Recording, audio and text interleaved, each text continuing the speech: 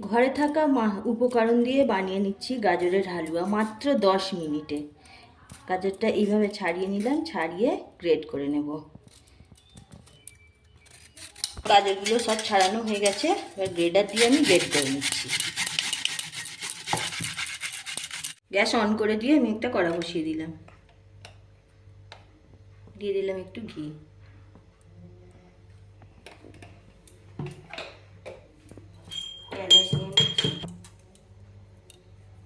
এলাচ ফাটিয়ে দিয়ে দিলাম,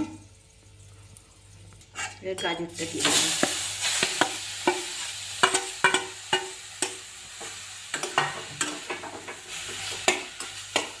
ভালোভাবে নেড়ে চেড়ে গাজরটা একটু ভেজে নেব।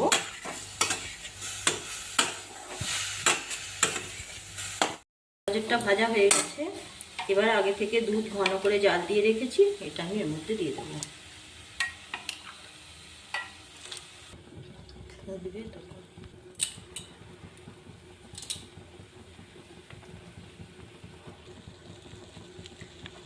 গাজরটা সিদ্ধ হয়ে গেছে, এবার এর মধ্যে আমি চিনিটা অ্যাড করে দিই।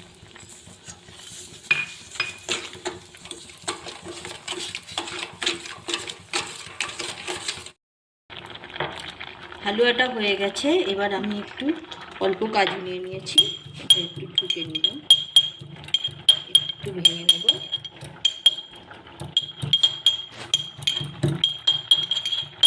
নিচ্ছি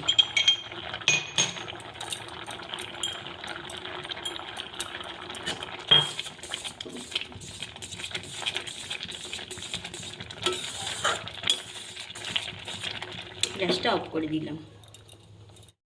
হালুয়া রেডি হয়ে গেছে, এবার সার্ভ করে দিলাম।